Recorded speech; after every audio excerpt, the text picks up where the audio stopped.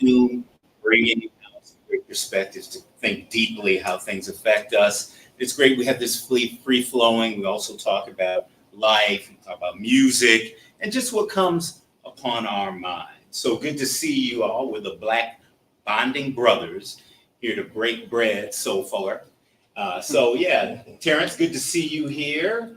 Tell me how you're feeling on this Thursday. It's your wife's birthday, Maya, who's with us. Happy birthday, Maya.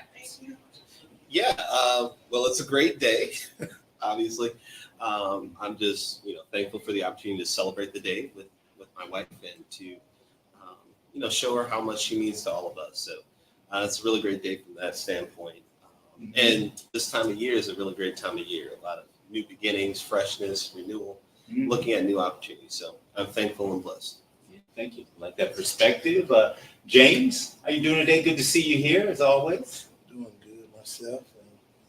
Fresh new week. Doing these podcasts. I schedule my week around this now. I usually have something important I start with, so I like what we're doing here. So. Yeah, that's one way to get that balance, which is a great word on your hoodie, Nevin. Good to see you here. It's good to be seen, man. I thank you all. It's a good day. It's really a good day. I was really looking forward, as James said, I look forward to seeing y'all.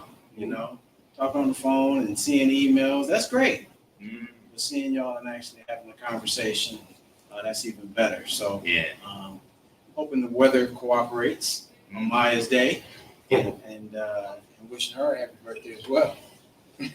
Great to see you all here. And we just talked about a lot of different subjects. Some are going to be spur of the moment. Maybe we don't even have scripted. I don't have scripts. I have little things maybe we touch on, but we're getting deeper into the NBA playoffs. I had to get to that. So I'll start with you, Nevin. Don't start with me, man. Oh, okay. I'll start with you, Terrence. I know you have I have a lot to say too, but let me say, I was at game 2 of the Phoenix Timberwolves series, and then after Timberwolves went up 2-0, everyone was saying, sweep. I'm like, and easy Weezy, slow down on that. They did sweep, but then, the Denver series, Wolves went up 2-0, Michael A. Smith. It's going to be a sweep. Charles Barkley. It's going to be a sweep. Like, they're still the champs, and 2 games does not a series make. It shows Timberwolves, they have some things that need to improve. I won't go too deep, but Terrence, how do you see things? The Wolves are playing for their season now, tonight. Yeah, quite a turn of events. We had our own conversations in our house about, maybe it'd be a sweep too. I was hopeful because, the Wolves came out of the gate strong. They swept the Suns, like you said, and then they went up 2-0, so 6-0 to start the playoffs. But now they've lost 3 games in a row. Yeah, and so it's been really tough. So I do believe they have enough to get the victory tonight. I think how they've played the last 2 games, or the last 2 games, has been encouraging. So, third game was a blowout. Yeah. Second game was a little closer. This last game was a little closer, but there's just some small things I saw, where they could improve, like locking up Joker, like they did the first 2 games. Yeah. I've just seen, and I think we've all seen, just watching the game, like, y'all not bringing it like you brought it before, and making those other guys beat you, So I think there's a lot there, kind of from a basketball perspective. But what I always like to do is use, basketball, what's happening out there, as a metaphor for life, especially with the kids I'm coaching. So it's been good that way, not to get overconfident, not to get away from the fundamentals, but to continue to execute until you actually get that victory. I like that, because those lessons you learn about the game as you grow. So it's great you had it. You took some things away. What's happened, James? A little bit about the NBA that you've seen or heard. Your thoughts on what's going on with the Wolves. A lot of positive things did happen. They're getting more fans, more people coming and watching. And me myself, I'm just hoping they win one at home. It would be nice. I'm still pretty proud of what they've done. Yeah. So they made it to this. There's a lot of people that were halfway fans. That want a little more. Yeah, I'm sure people come out of the woodwork. I've been a fan for 20 years. Yeah, me being one. Yeah, I'm not. big sports player. But yeah. Devin, how have you seen things? I know you've gone against the Fab Five in camp, so you got a lot to say. You see, that was 40 years ago, and Oh, not 40. Okay, not that long. Okay. But anyway, I say that I just really I watch, and I think like everyone, I pay attention to certain things. And Terrence said he learned, tries to include life lessons. I definitely do that because I think there's a lot that you can include. James, I called James just to. He had some other stuff going on that I wanted to talk to him about, and he got off the phone with me, and he ain't even no basketball player, So that's how I knew this whole thing was taking people by storm. Yeah. And then as far as watching the games have been good. I really feel like there's no answer for Murray, for Denver, and there's really not an answer for the Joker. No doubt. I just don't. And then who's going to show up? Right. Everybody needs to be all hands on deck. Now, when you got your greatest star, when Ant-Man says, "I just gotta laugh," I saw that interview last night. I just gotta laugh and when he says that, and he's out on the floor, we're just spectating. So he sees the actual back and forth and speed. Like foot speed can be very deceptive when you're in the stands versus on the floor. So I feel a lot. Do I want it to carry on? Absolutely. I want them to continue to win. I hope they do win tonight, not only for the sake of just continuing the season, but I was telling a colleague of mine yesterday. I said, man, when Minnesota sports are doing good, people just treat you different. It's funny, the bandwagon. You just get a different. You get that one more hello, or are you watching tonight, or So I really hope that they keep the energy and the spirit of not only Minnesotans but just even the players, because they played hard. They had a long season, and that's the other thing I take into account. Is, 80, 90 games. That's a lot of games. No doubt, it is a marathon. Yeah. Yeah, and it's only the second time in the history they made it to at least the second round. They had a 13-year drought; they didn't make it at all. So I'll be pulling for them tonight. We'll see if they can force a Game 7. There's still hope. Those secondary players got to help and some other thing. Lockdown Joker, pick your poison. Haven't passed. He's a facilitator, but okay, I won't go too deep. So a lot of things go into this, as mental health, as Jaden McDaniels still kind of showing his growing pains a little bit, some of that inexperience. Terrence, how do you tap into mental health, the things you need to get better, remedy? It's Mental Health Awareness Month. Your thoughts on that? Yeah. So mental health for me is really not separated from everything else in health. So mental health, physical health, spiritual health, I see all of that as health. So mental health, really thinking about, for me, my mind, what's happening inside my mind, my will, the things I determine I want to do, and my emotions. And so creating balance within my mind, will, and emotions really helps me stay in a stable place. And so I can use tools from, physical health. So when I go for a walk, like I try to get out for a walk once a day. After I take the walk, I feel better.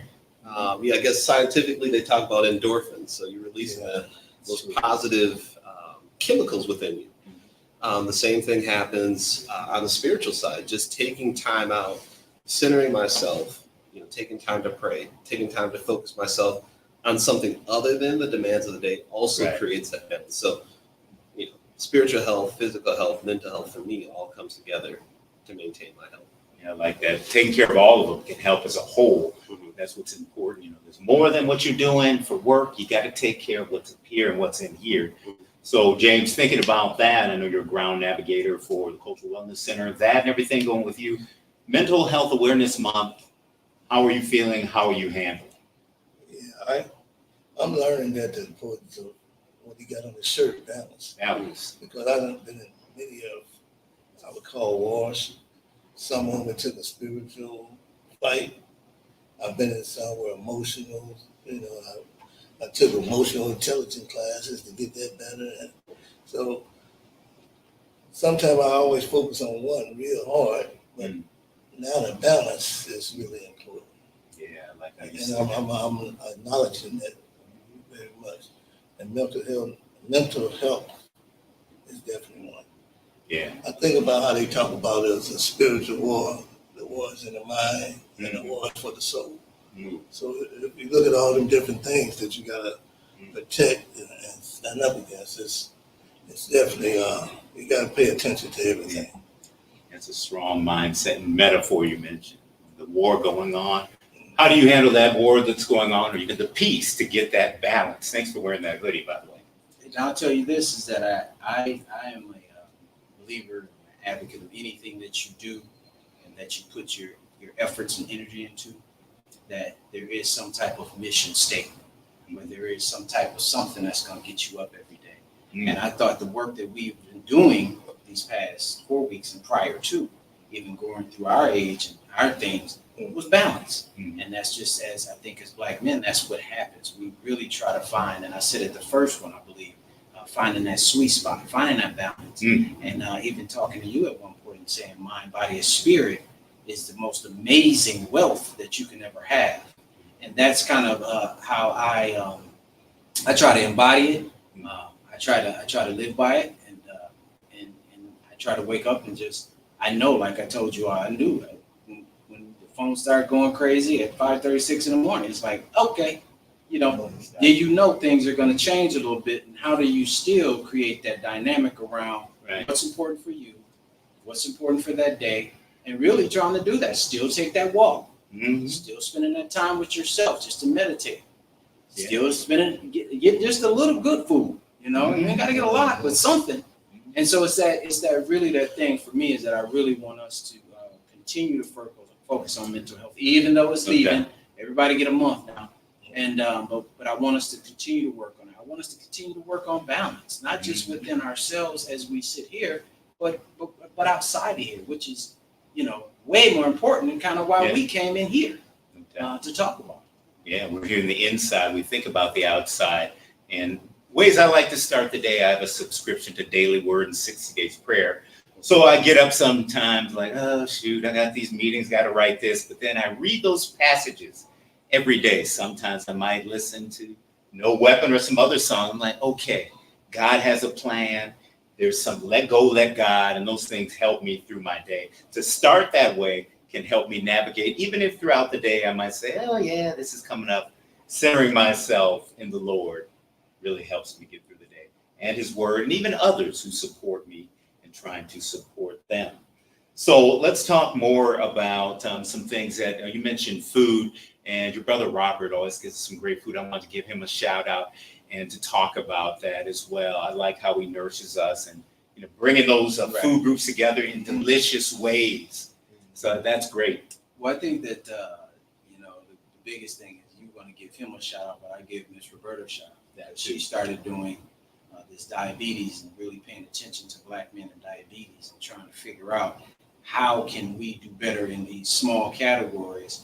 And then my brother came along and they kind of partnered up like the Wonder Twins and started, he can cook still some great soul food, but put a twist on it so that it's you're not getting that itis, that you're still able to kind of move and get in the food groups that are necessary. He's on his way. I think that he'll come in and he'll probably drop some more, but I just know that going through my process, and a lot of people do, and a lot of people don't, going through dialysis and going through different things related to my internal health, the actual diet had to change. And when you find out how important the diet is to your daily, just daily intake of energy or blood flow or mental or, having that ability to where everybody talks about, and you've talked about it many times, how they can take everything. But if they got this, they get that mind, it's over.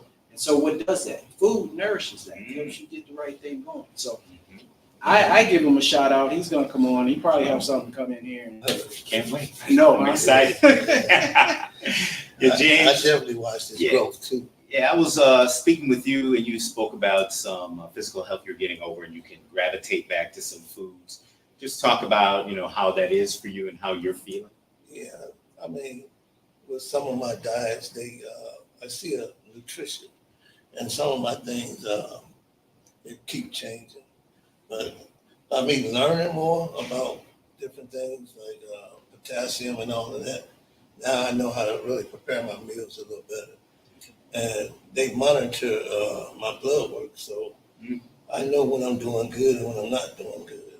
It boosts you up to know you're doing good, you feel better, you're learning new things, and you really staying in the fight. You're not always depending on somebody else as always, you're always readjusting and preparing yourself.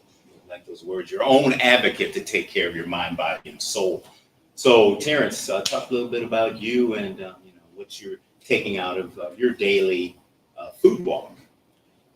Yeah, I would say the biggest thing for me in the food walk is really thinking of food in a different way. So for a long time, right, food for me has been something sort of as a reward system.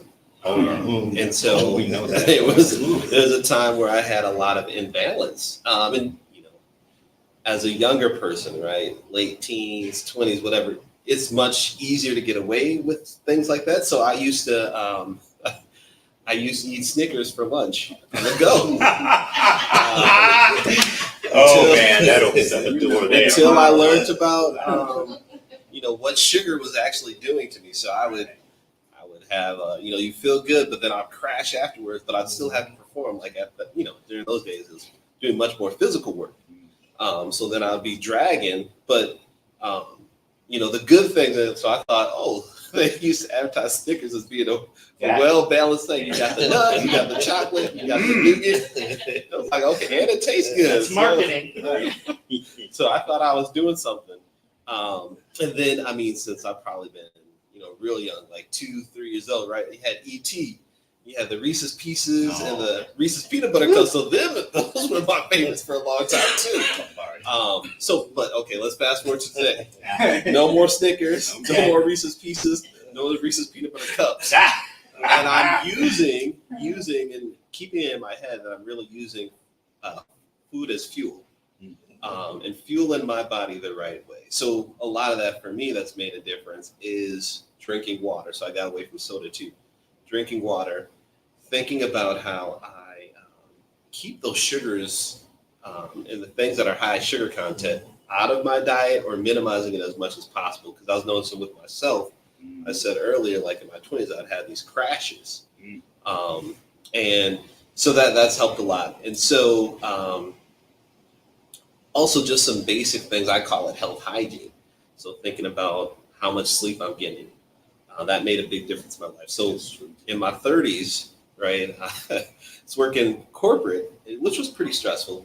And I found myself being very reliant on coffee. I'd have, maybe 4 to 6 cups of coffee a day. But I would, I'd be powering through, but that had me on this pretty vicious cycle. And so at the end of the day, I couldn't wind down and really get sleep.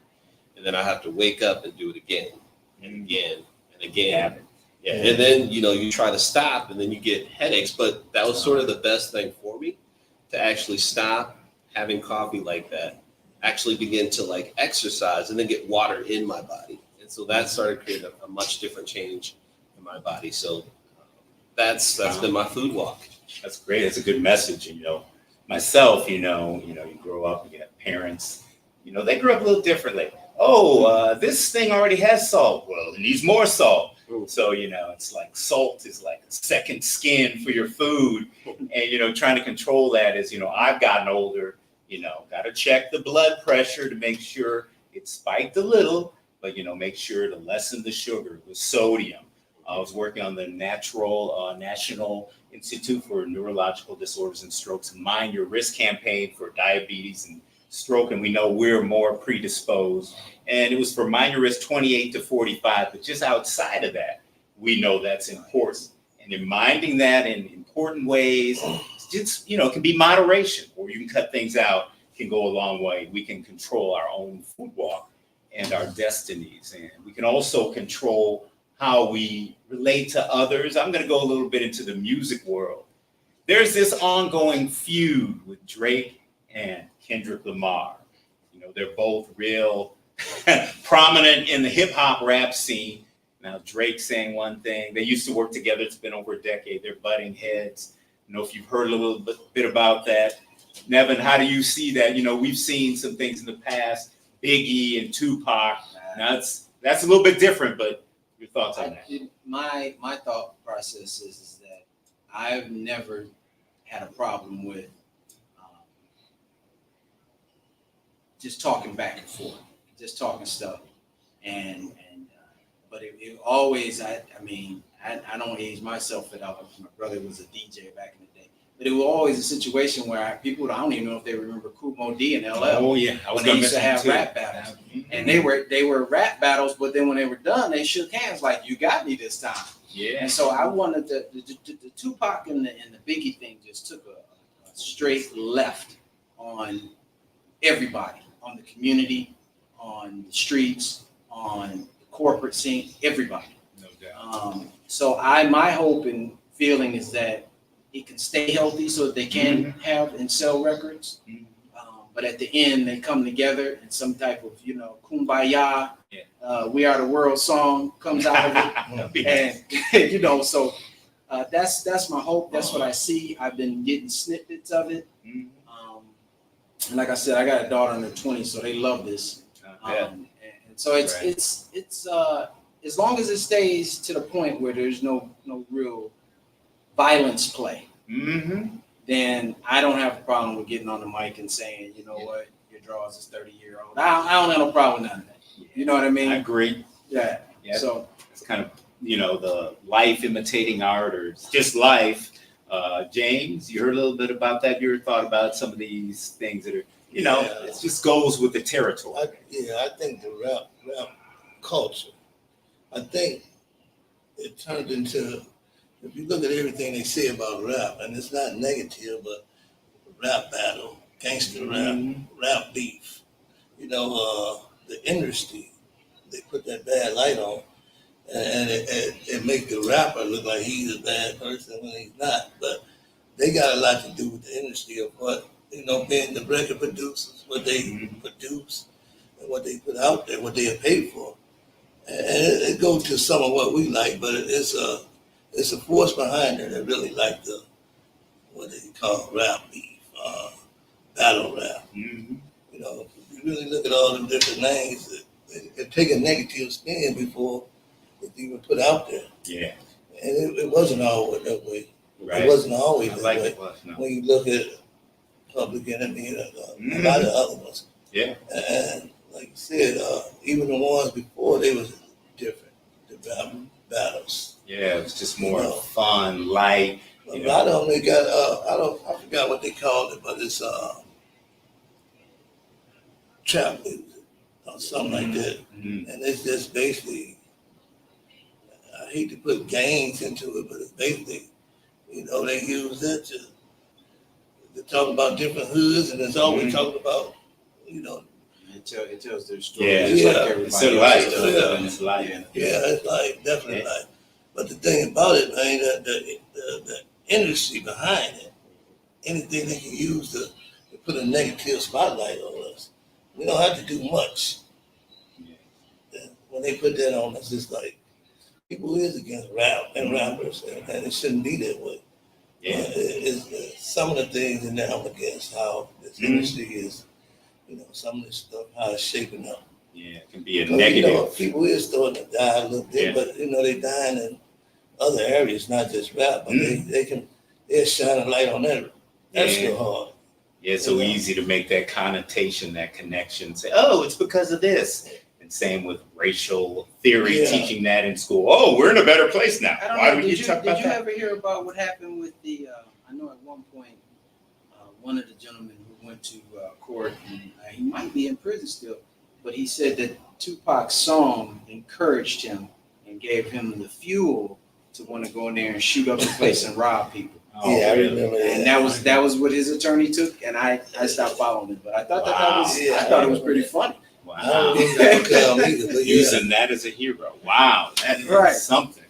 I didn't hear that, but you know, Yeah, those things I think, you know, aren't as prominent. You know, someone might see that like, yeah, he speaks to me. Now let me do this. But generally it's about life and it doesn't necessarily connect with, you know, violence. Yeah, I would say to your point, James, like I always try to look at what's the bigger picture behind what's going on.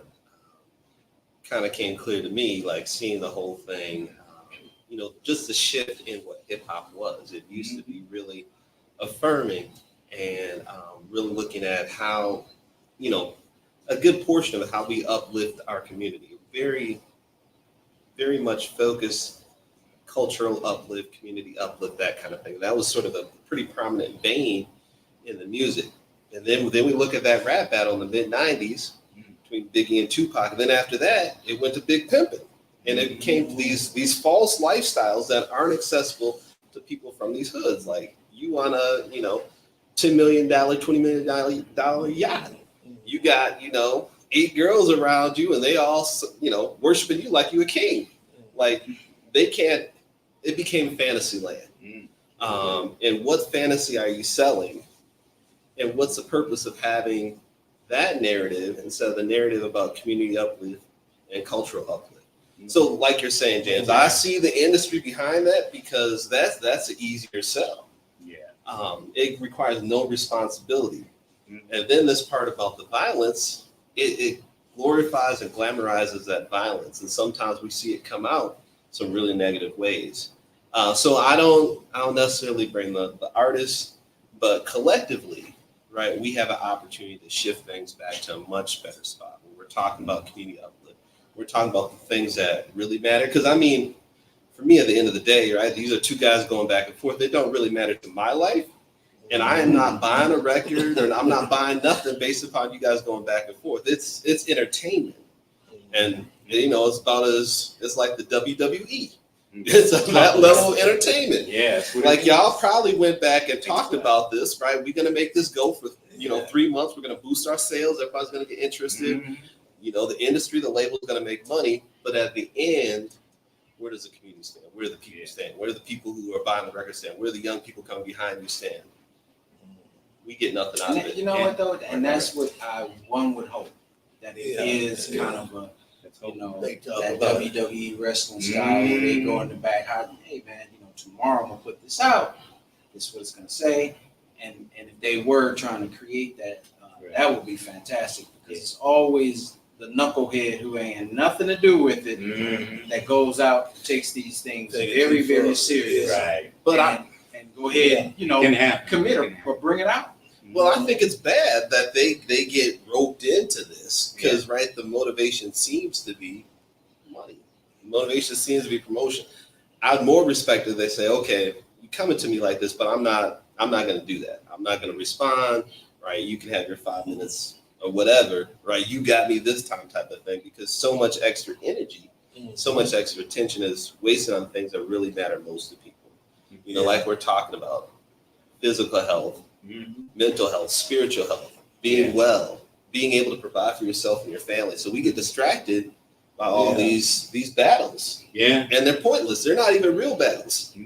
They're battles of words that sometimes carry over. But once you light that fire, it's hard to control. So I'd rather see a fire lit about, you know, uplifting our community, uplifting our people, rather than the fire lit based upon a beef going back and forth that may go too far. Right. Yeah. It's not there. Hopefully it doesn't get there.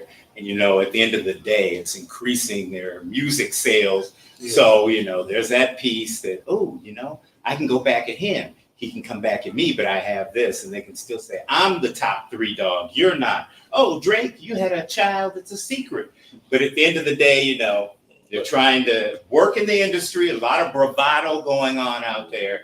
And, you know, hopefully that's, you know, as far as it goes, you know. Back in the day, a collaboration of a lot of hip hop artists about self-destruction.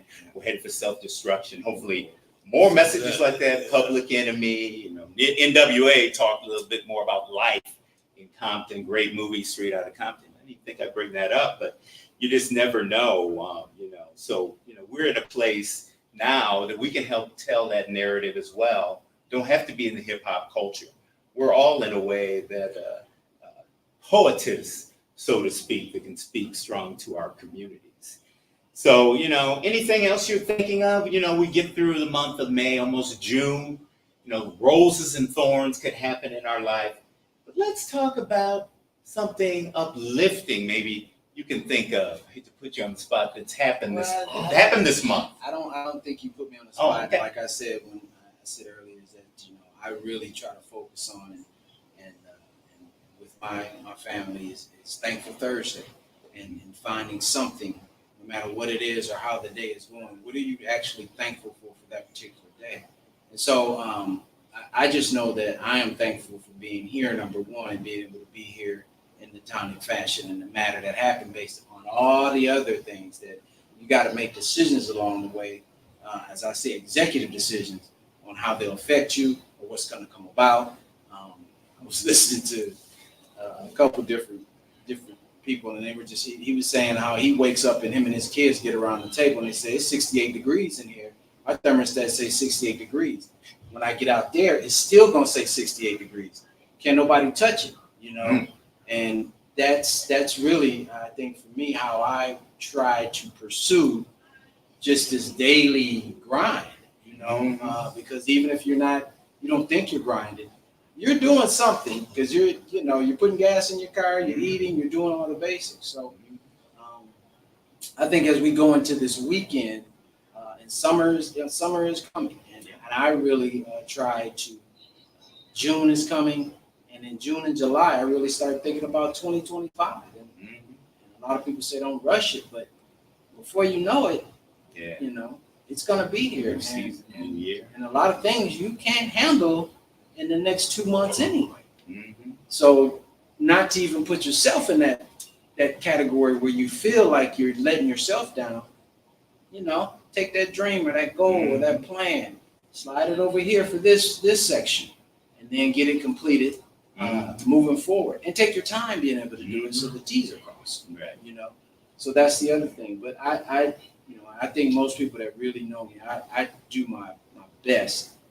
As you say, put me on the spot. It's no putting on the spot when it comes to being positive, trying to be thankful, grateful, humble, and just knowing that, it could be, a lot worse. Yeah, it wasn't putting you on the spot because you're always spot on. Put it that way. And James, you think about, summer. I just think about, my son's going to be 20 in August, and I can remember taking him back and forth to preschool when we lived in Michigan and just blink like, wow, 20 years passed, almost like if I blink too much, that might happen again.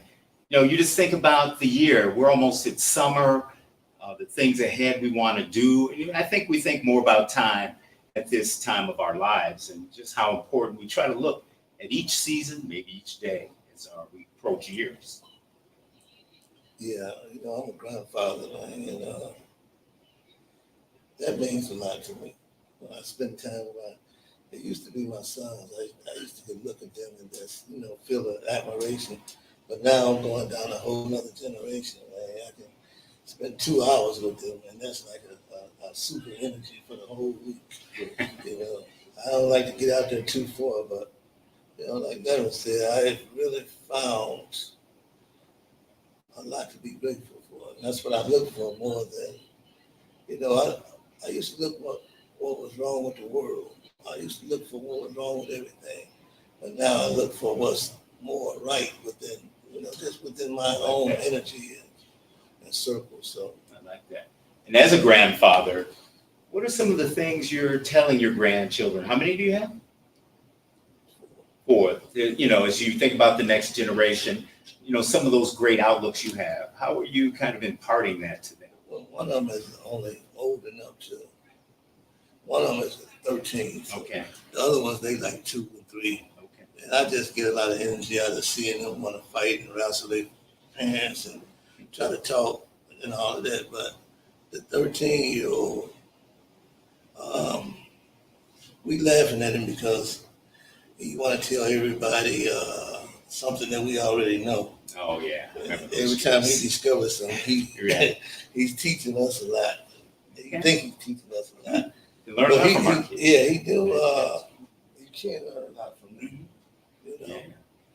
And I look at that. You know, when I got my phone, I didn't know nothing.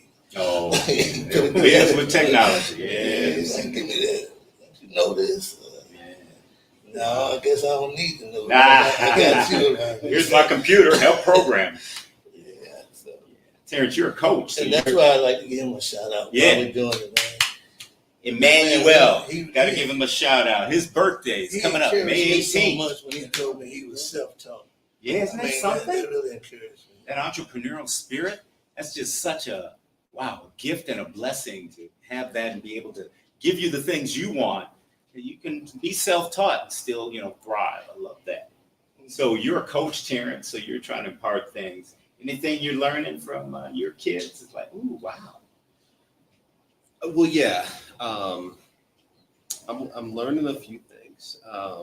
One thing I'm taking away is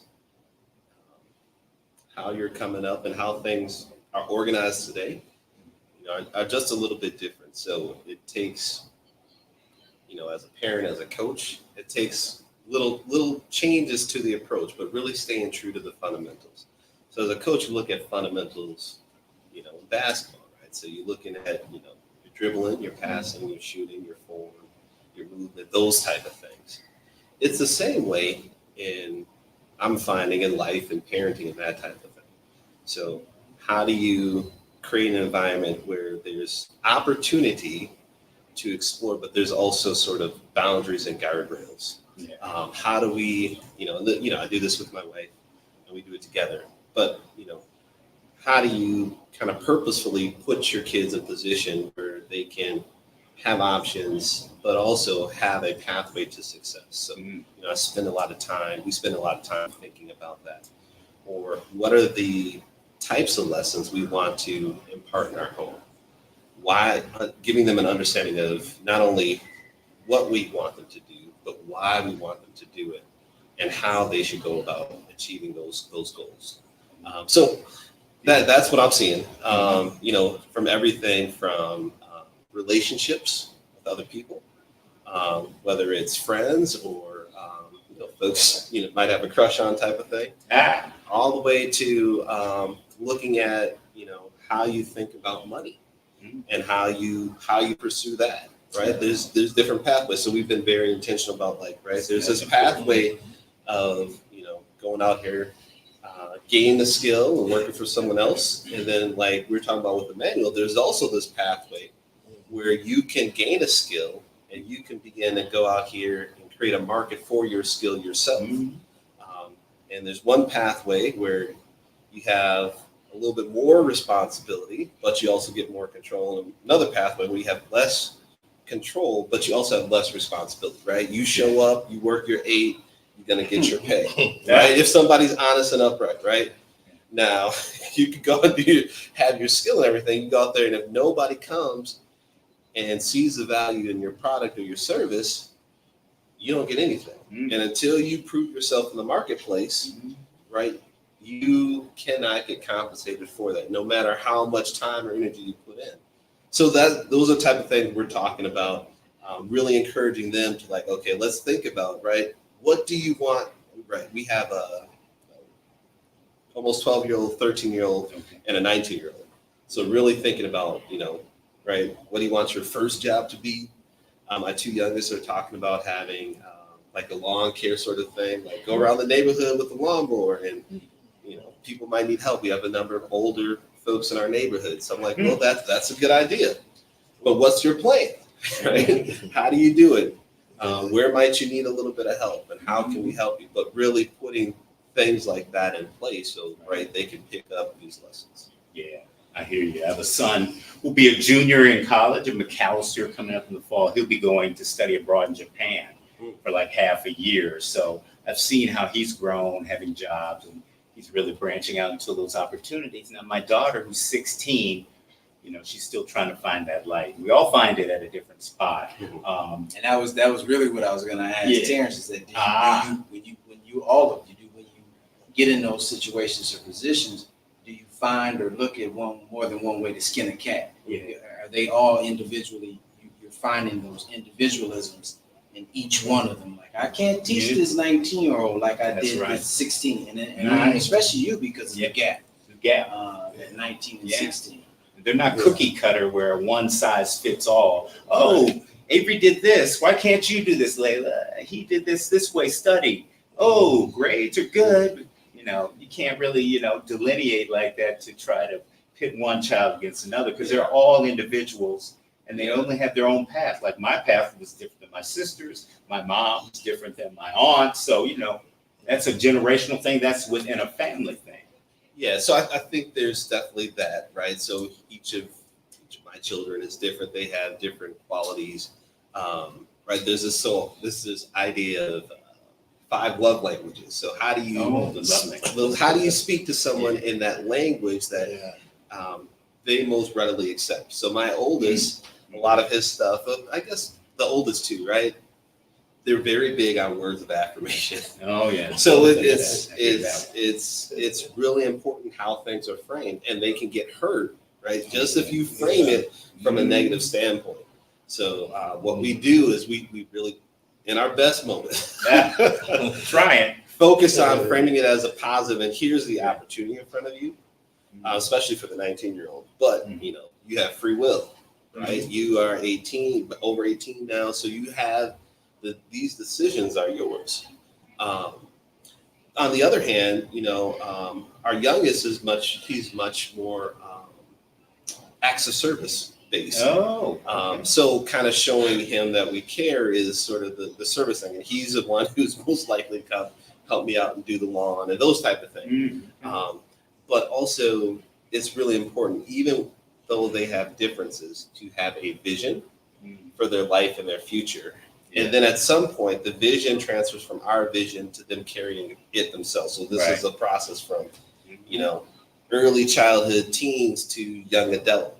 At some point, that vision transfers. So like taking all the stuff I've learned, the wisdom that I've gained, and making sure that, that's kind of within the vision, and they can kind of see it and decide, okay, where do I want to take this next? What thing can I use from that vision my parents had for me to kind of propel me forward? So that's how I think about it. Because lives end up differently. What speaks strongly to what someone wants to do, and one child to another, may be different. As I was that way, and I'm sure we all see that path.